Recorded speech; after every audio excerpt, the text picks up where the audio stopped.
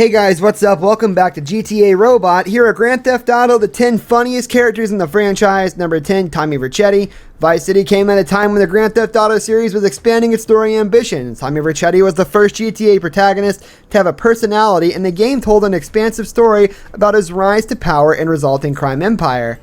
Tommy proved an exceptional protagonist, and what he lacked in complexity, he more than made up for in hilarity and quotable lines. He's arguably the most enjoyable GTA protagonist in terms of humor and lighthearted enjoyment, coming at a time before the series began veering into legitimate dramatic history.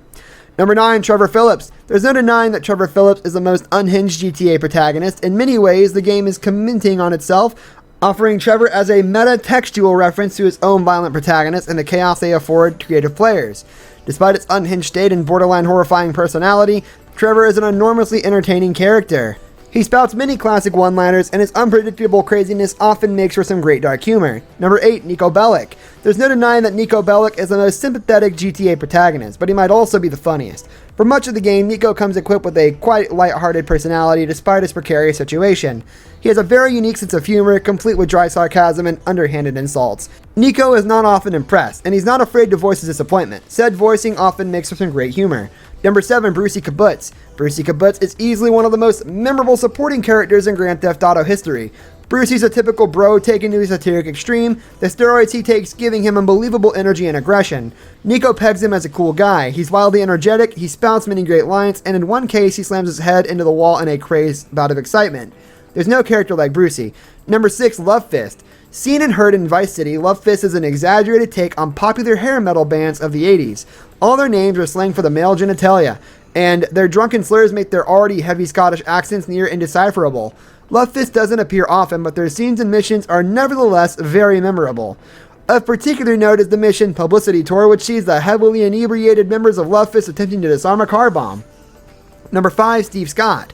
Like Love Fist, Steve Scott doesn't appear in much of Vice City, but all of his scenes are gold. Scott is a sleazy director of pornographic movies, complete with a sweat tracksuit and inappropriately long v-neck. Scott is absolutely obsessed with cramming a giant shark into the movie he's directing, much to the chagrin and constant annoyance of Tommy Vercetti. Steve Lyons' ridiculous need to have a giant shark is hilarious, and the comedy is largely aided by the fact that Steve is played by legendary Jaws actor Dennis Hopper. Number 4, OG Loc. OG Loc is easily one of the most ridiculous characters in the entire GTA canon.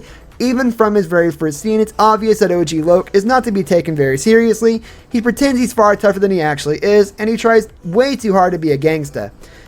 His high and squeaky voice works in contrast to his tough exterior, and no one around Loc has any respect for the man. Number 3, The Truth. The Grand Theft Auto series loves to satirize and stereotypical stoners of the target of the truth. The Truth is every hippie stereotype rolled into one and taken to hilarious extremes. For one thing, he refers to himself as The Truth. He's also an intense conspiracy theorist. He wears a headband and sports long hair.